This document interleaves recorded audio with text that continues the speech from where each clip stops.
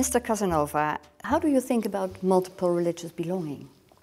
Well, for us Westerners, both as Christians, as children of the Enlightenment, and as nationalists, we're all three things, it's a very difficult concept to accept, because our models are based precisely on universal belonging to the community of Christ, universal, or the universal church, or the community of reason, universal reason, one universal reason, or the particular nation in fight with other nations.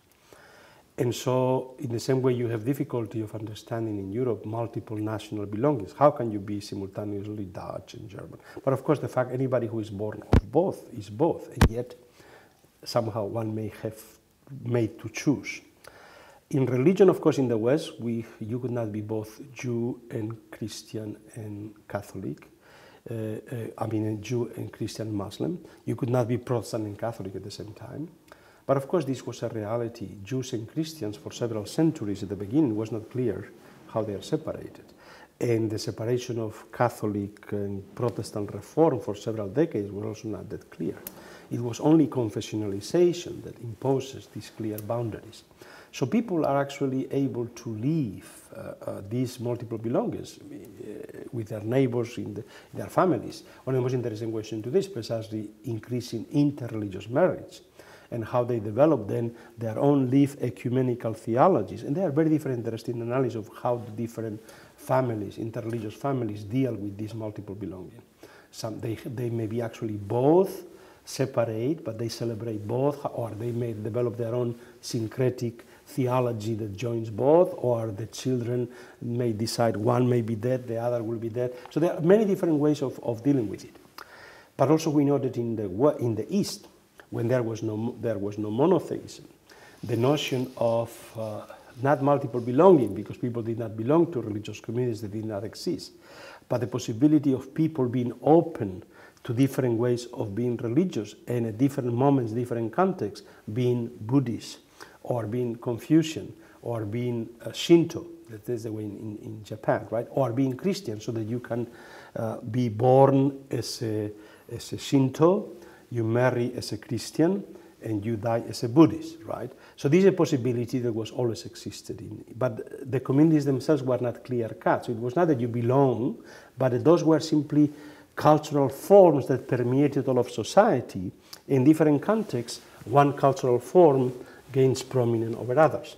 And this has been common of all Asian cultures. I mean, the three, Korea, China, and Japan, each has its own form of combination of a local kind of folk spiritist religion, Shinto in Japan, Taoism in China, animism, shamanism in Korea, and then Confucianism, which is a form of culture, especially that links the state and the family system everywhere. And then Buddhism is a form of religiosity, of transcendence, which is shared. But all of them, people are, it's not that they have a synthesis of the three teachings. For instance, sometimes we Europeans think that, oh, they are Buddhists and Taoists and Confucian simultaneously. And no, it's not. It's simply those are part of their cultures, which are there simultaneously, in the same way that within Christianity you could be at times more Augustinian, and times more Thomist, at times more. So the point is that a situation in which internal pluralism is a possibility, and people don't have to define. It's much more a function, I think. Well, much more functional for a particular culture, but it's not functional. But then, that's why, interestingly, Christianity comes everywhere and unsettles these relationships, and it becomes a problematic in which people then convert as a new form of personality, and that's why the conversion to Christianity in this context is a very interesting development. I mean, China today, one of the most interesting questions.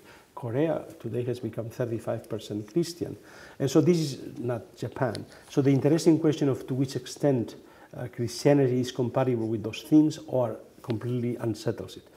We are moving towards multiple forms of belonging because it is part of the global reality of interconnection.